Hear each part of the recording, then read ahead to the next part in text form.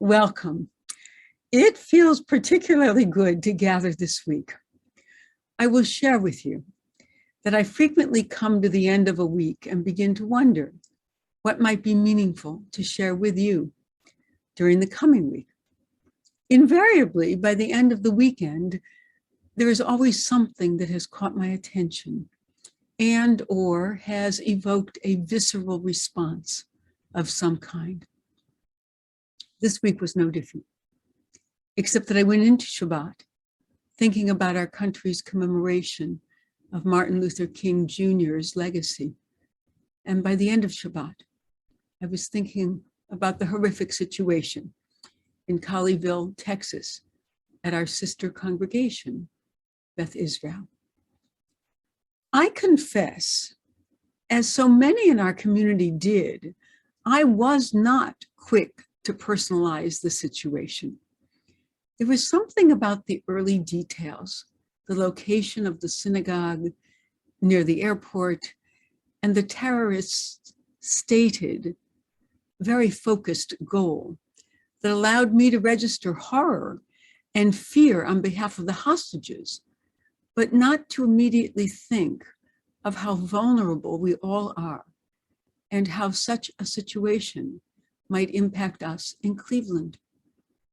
It wasn't until a short time after I even learned of the situation that I started to receive email notices of virtual prayer vigils and gatherings that I realized how personally and individually the Jewish community was feeling this most recent assault on our diminishing sense of security and safety.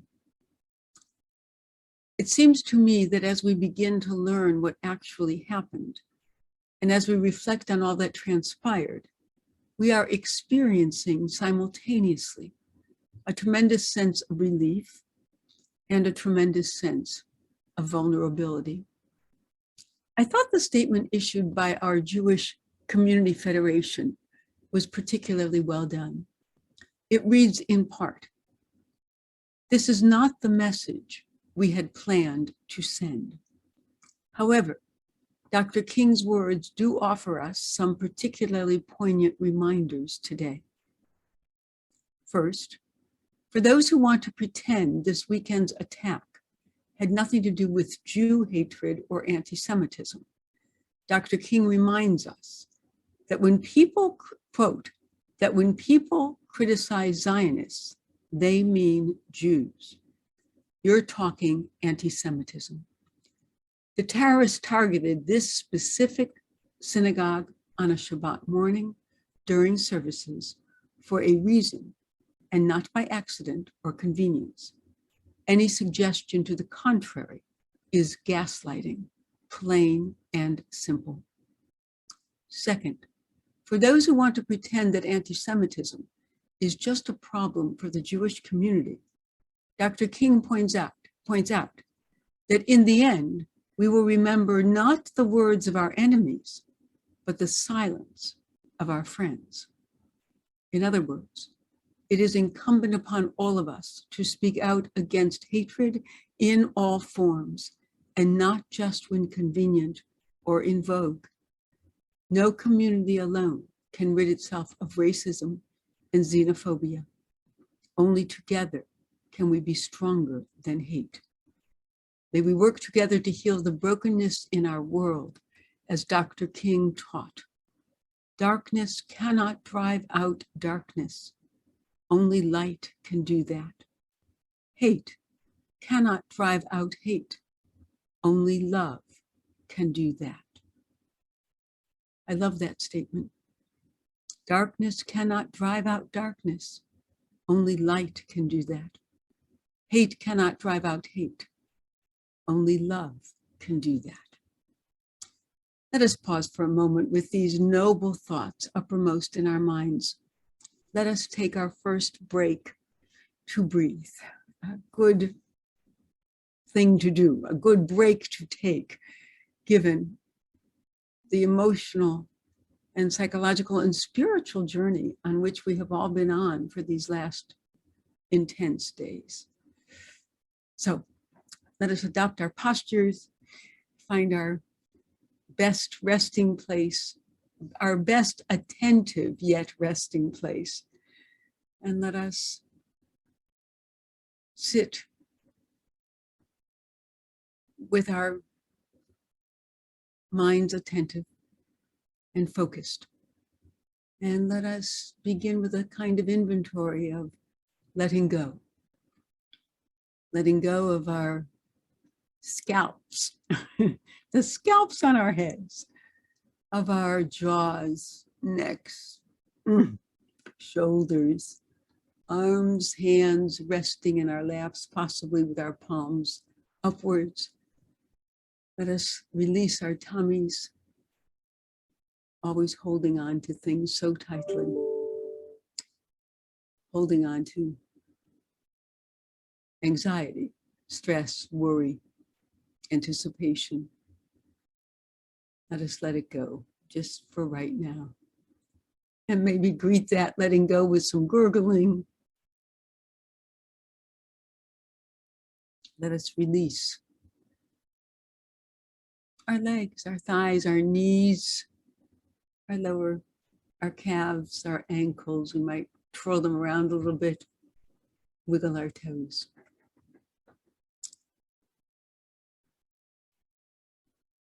Close our eyes or softly gaze. And when we are ready, let us take that first deep inhalation.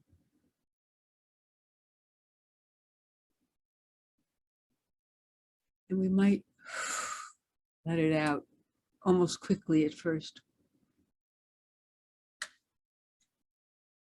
just so any remaining tensions can leave with the release of our breath.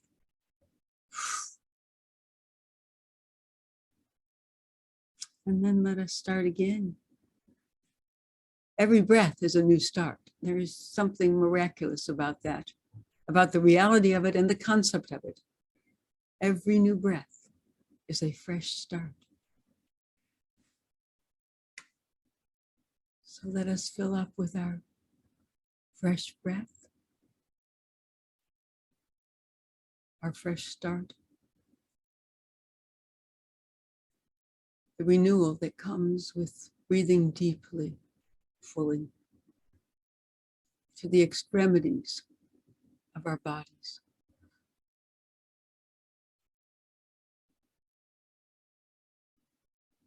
Let's feel that fullness and then release it, either slowly or all at once. And we might rest for a couple of extra seconds at the bottom of the release, at the end of it, before we start again.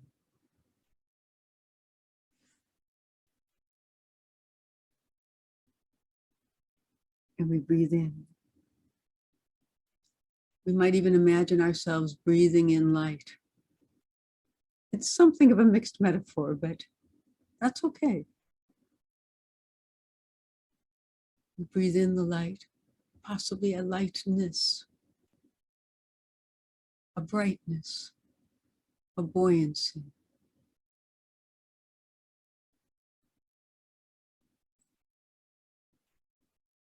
Even the desire to beam, to be a bearer of light, even a little light. And then let us breathe out the darkness.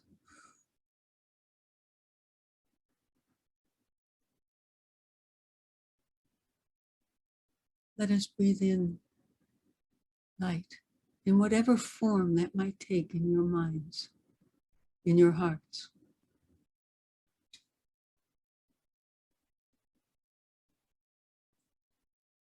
But with the breath, we could imagine ourselves filling with light.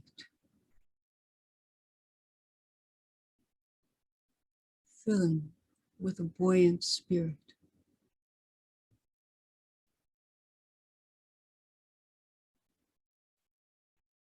And then releasing the darkness from every corner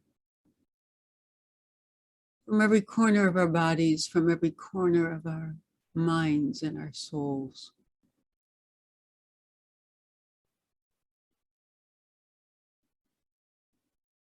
I think darkness comes so easily upon us. Letting in the light is a bit harder.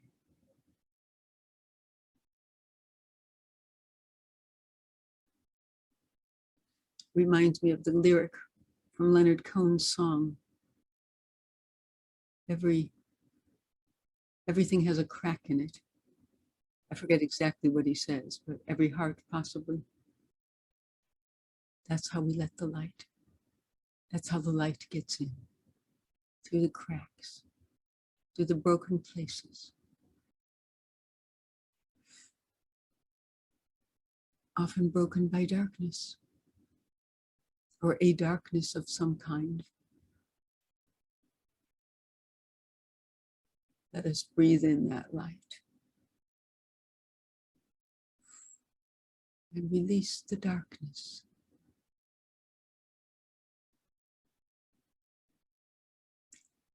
Rabbi Charlie Citron Walker, the rabbi who was taken hostage in his synagogue, had recently confronted the problem of darkness, of despair and hopelessness among us. In his sermon just the previous Shabbat, before the terrorist came to his synagogue's door and changed everything, he affirmed that so many of us are feeling overwhelmed by the difficulties and conflicts we are facing in our community and in our country. He acknowledged how hard it is now. Life seems overwhelming. We are living through a challenging time, Rabbi Citron Walker told members of Congregation Beth Israel. We don't always know how to cope. There's a lot of fear and there's a lot of uncertainty. But the Jewish people have been here before, he said, and has always endured. We've been enslaved and are watching plague after plague, he said. Imagine watching the world get turned upside down time and time again. It would have been amazing to experience and terrifying. And then, as if he was prophetic, a week later, the plague of hatred and desperation arrived in, by all accounts, the small, quiet, sleepy suburb of Colleyville. We have learned over and over again that our lives turn on a dime, that every expectation we have can be turned upside down in an instant. I found the actual account of what happened to be riveting and to contradict what I imagined had happened before we had any of the actual facts. I was somewhat horrified anew to learn how close they all might have come to disaster when they risked everything to make a daring escape. There has been a great deal of attention paid to Rabbi Charlie's, as he is called, Rabbi Charlie's training in security by the secular law enforcement agencies and the Jewish community's security forces. Clearly, the rabbi used his training extremely well and effectively. I fear that every rabbi in the country will now be similarly trained. My fear stems not from the impulse to be trained, which is a prudent and thoughtful step to take, but in its ultimate effect. Will such training give us a false sense of security? Will the word of such training invite tests from those who wish us no good? And what if, God forbid, another rabbi does find himself or herself in a similar situation with congregants in their care? Charlie Citron Walker proved to be an exceedingly skilled and able practitioner of what he had learned. How many of us would behave in such exemplary fashion, even with the training? There are so many variables and no single answer to how anyone might emerge safely from such a situation. There will be other fallout from this episode. I was moved by Rabbi Charlie's deep humanity when he opened the door and actually served the man a cup of tea, evidently during services, which is somewhat amazing to imagine. I suspect that he could not conceive of danger appearing at the door of the synagogue. I seriously doubt that many of us will be opening doors to strangers going forward. I didn't get that. Could you try again? Wait, forgive me. That's my phone trying to be intelligent and. I don't know what you mean by I'm trying to be intelligent. Okay. It's, oh my goodness, I must have done. There we go. I hope that took care of it. I seriously doubt that many of us will be opening doors to strangers going forward. Thus, one more experience will serve to build the walls between us even higher and stronger. On the other hand, if all we take away from this incident is the need to be ever more vigilant, the meaning of its confluence with our Martin Luther King Jr. weekend will have been lost to us. At this time of ever deepening divisions among us, we have to find our way back to dialogue and understanding. Rabbi Charlie has been doing just that. And while he was not spared the attack of a terrorist, he had an entire community of Christians, Muslims, and Jews praying for him and the other hostages. As the result of his darkest hour, he left us with some remarkable lessons.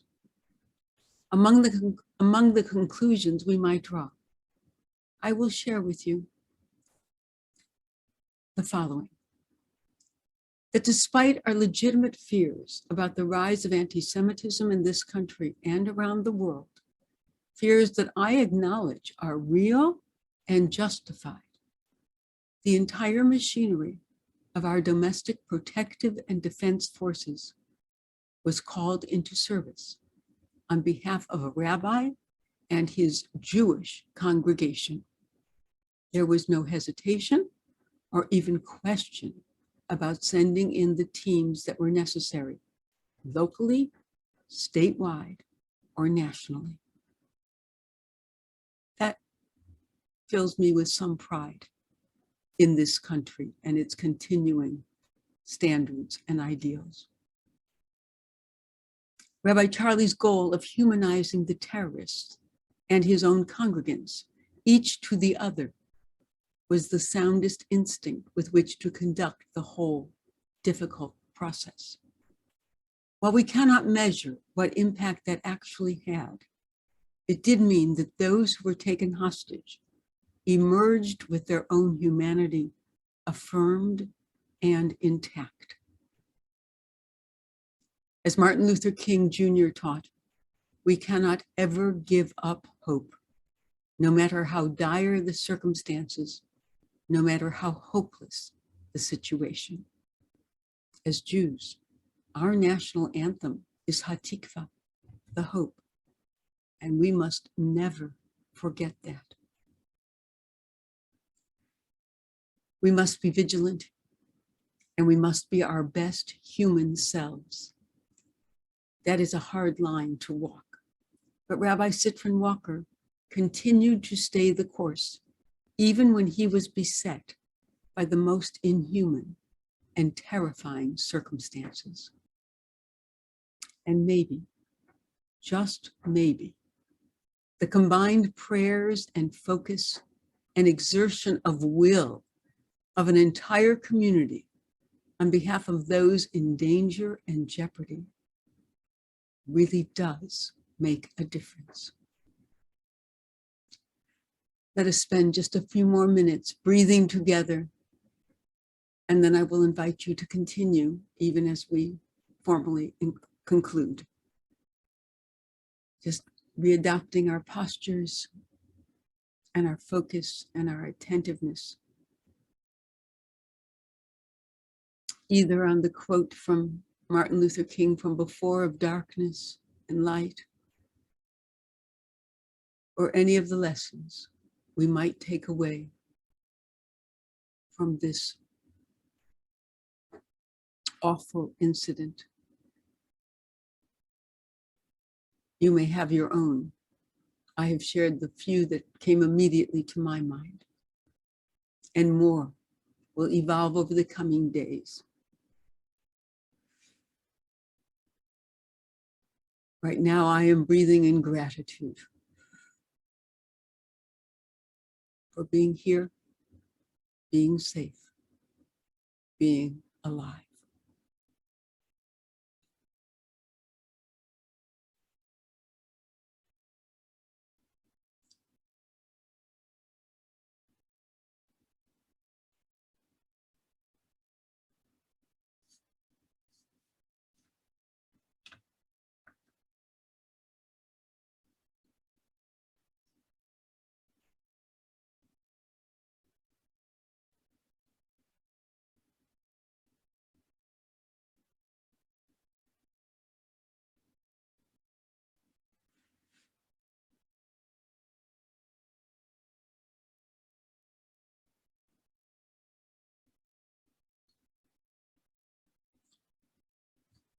Again, I invite you to continue. But by way of conclusion, I would share with you the English translation of the Hebrew prayer that Rabbi Charlie intoned while he was being terrorized on behalf of himself and his congregants. It was the Hashkivenu prayer. We have many melodies for it. Hashkivenu Adonai. That may be one that you recognize. There are many. But the translation is as follows. Lay us down to sleep in peace, Adonai our God, and raise us up our leader to life. Spread over us the shelter of your peace. Guide us with your good counsel and save us for the sake of your name. Shield us from all evils. Remove wrongdoing from before us and behind us, and shelter us in the shadow of your wings. For it is you, O God, who protects and rescues us. It is you, O God, who are our gracious and compassionate leader. Safeguard our coming and our going to life and to peace from now to eternity. Blessed are you, Adonai, who spreads a shelter of peace over all of us. Hashkivenu Adonai Eloheinu, the Shalom. Lay us down to sleep, O God, in peace. V'ha'amidenu Malkeinu l'chayim, and raise us up, our guardian, to life. They are words that we might say every night before we go to sleep. That, in fact, was the intention of the prayer. It is a prayer we offer on behalf of ourselves, our dear ones, our community, and all of humanity. I wish you a good week in which you feel that you are lying down in peace and rising up as well to life. Be well, be strong. God bless. See you next time.